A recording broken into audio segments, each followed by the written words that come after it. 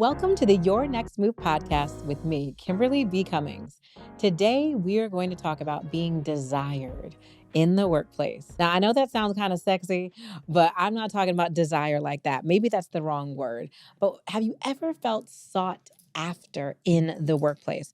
Sought after is similar to when you're dating someone and they're pulling out all the stops to make sure that you feel appreciated every single day, like purchasing your favorite snacks and bringing them over for the movie night because they already know everything that you like, or setting up a date and telling you to get home, put this outfit on, and I will be there at 7 o'clock to pick you up, or just remembering the tiniest details about you so that they can help you and just make your life just a little bit easier. That feels so good. And in the workplace, you can have the same thing. Driving desire in the workplace comes from having a very clear personal and professional brand. When Beyonce said that she was top two and she wasn't number two, it's because of the brand that she established. Whether you like Beyonce or not, you know what you are going to get when you interact with Beyonce's brand. It speaks for itself. If we think back to when she launched that visual album, first of all, I believe that was the album where it just popped up overnight. Album just came up and we were like, are you kidding me? She could just drop an album. And even if that's not the one, let's just go with the analogy anyways. Whether it's the one where she dropped the album, you're not able to drop an album and make records happen with no promo, no marketing, unless you have a brand that's already established. That visual album was one of the first of its kind where you got music videos for every single song. And everyone was so excited. Her brand speaks for itself. Whether you like Beyonce or you don't, you know what her brand is. You don't have to like her music or not, but you know that Beyonce delivers top quality things at all times. So the question I have for you is, does your brand speak for itself every single day in the workplace? Do people know what your impact is and the value that you bring? Do your mentors and sponsors know what roles you're interested in and what you'd be a really great fit for? And are you able to articulate the accomplishments that you've made in the workplace? Those three questions are crucial to knowing, is your personal and professional brand bigger than just being in your own mind, in your own experience? As a professional, especially women and people of color, we are known for just putting our heads down and working, working, working, working. But you have to do more than just do the work. You've got to speak about it. You've got to let people know why you are in that role and why you are bringing value, how you're bringing value to that company. These are all things that are aligned with who you are as a professional in the workplace. When I work with my clients, I ask them to do a simple exercise so we can get clear on their strengths, their weaknesses, their skills, and experiences to make sure that they know what to do next. So this exercise, there's a few different ways that we do it. I'm going to teach you one right now. So I want you to write on one side of a piece of paper every single job that you've had. So if you're looking at my resume, when I graduated college, I was a marketing analyst at an office supply company. Then I was a personal banker at a bank serving high net worth clients.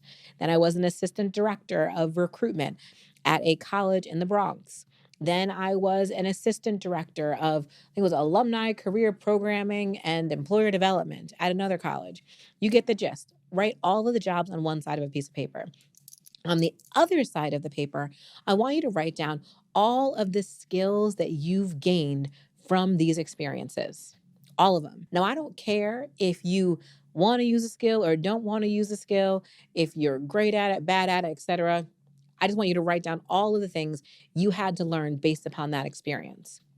Now, I want you to start crossing out everything that you ain't never want to do again.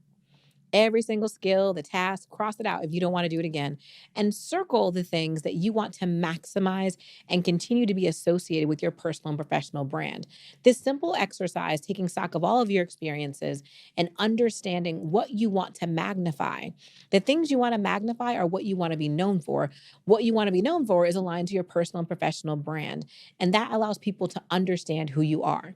So, for example, I always talk about how I've had several inaugural roles in my career, meaning that I was the first person to be in that role set the tone, build the strategy, hire the team, and execute at the highest level possible. Because of having a track record of having an inaugural job, I'm known for building out strategies and execution. My friends know me for being able to take a problem and break it down into the milestones that you need to achieve to solve that problem. Reverse engineering is my jam. Operations is my jam. Building teams, another one of my jams. You get the gist. People know that about me when they speak to me. When my clients talk to me about their careers, my whole book is about building a 2-year career strategy because that's what I'm all about. When you speak about me, generally, my mentors and sponsors would be able to highlight that for you. And when you know what your brand is, then you're able to really determine if your next move is aligned or not. Because when we're talking about building a strategic career, you want to be desired for roles that are in alignment with what you want to do. Many times, high achieving professionals get offered jobs, get offered experiences, because they're great and they do great work. But it's because that person wants you in that role, not because you want to be in the role. And they may make it sound sexy, make it sound exciting, like it's a great opportunity for you. But is it really what you want to do? You have to ask yourself that question. And if you're getting opportunities that you feel like are out of alignment, that's a sign that you need to do a little bit more of this work on your own and understand what is the gap that exists between where you are, where you'd like to be, what are your strengths, your experiences that are in alignment? And what is that gap that you need to fill? And sometimes the gap could be skills and experiences, but it could also be people not understanding what your brand is. And that's a huge piece that you are able to take control of. And the next thing is that if you want people to know your brand, you want to be desired. What do you need to be desired in the workplace? You need someone to desire you, right? To desire, you need to build relationships. So we've talked about this so many times. The chapter in my book is called Relationships Are Everything, where I break down the 4 key people who you need. You need peers, teachers, mentors, and sponsors. I don't know why I counted like that. Normally you should go this way. I don't know why I put it this way. You need these 4 key relationship types in order to help magnify and push your career forward. And being sought after doesn't just happen at the executive level. So many times we think that, you can't get courted for a job until you are a CEO, CMO, see something in the workplace. You can be sought after for entry-level roles.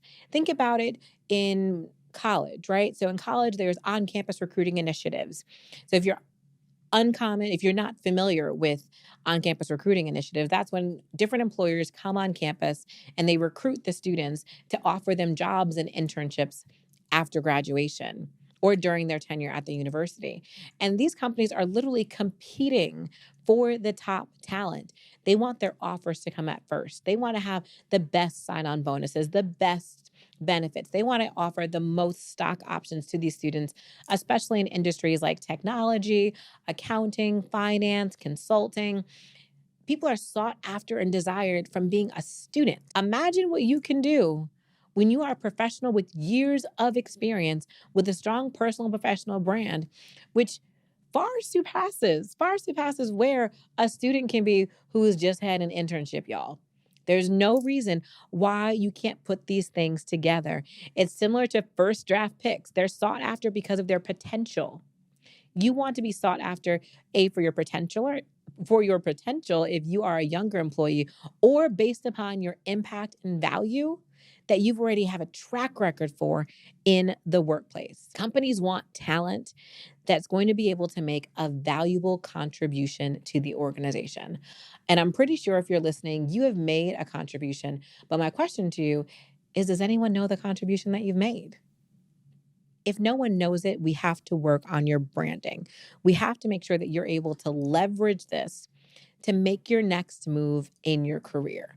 So I invite you to do that exercise that I spoke about earlier and ask yourself the question, do people know what your value and your impact is? And if they do, great, but is that aligned with whatever the next move is that you want to make in your career? And if it is not in alignment, then you've got some work to do.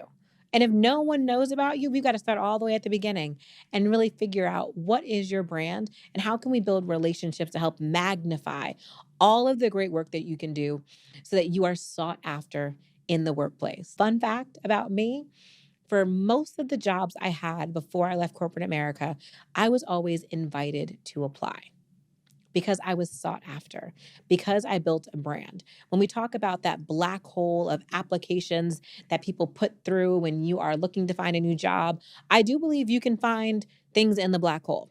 I've found opportunities in the black hole. However, the best opportunities come when someone reaches out because they desire for me to work at that company. They desire for me to work on that team because of the value, the impact, the contribution that they are positive that I will bring if selected to work at that company.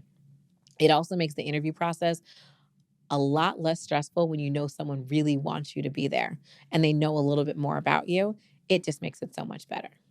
So I invite you to really think about that. If you want to be sought after, you've got a little homework to do if you don't already feel that way. As always, you must believe in yourself and your vision. And in this time, I'm talking about yourself and your vision could be the value and impact that you're bringing, the great work that you've done, your contribution, who you are, that that company gets to experience when you work there. And when you know that, you can manifest the life you desire. Until next time, y'all. If the top athletes in the world have coaches to help them like really optimize their skills, why would anyone not need a coach, right? Like, that's fair. It doesn't mean that you're struggling. You can be one of the best players in the world. You still have a coach that gets you to optimize what you're able to do. So, every and anybody can benefit from coaching. That's how I view it.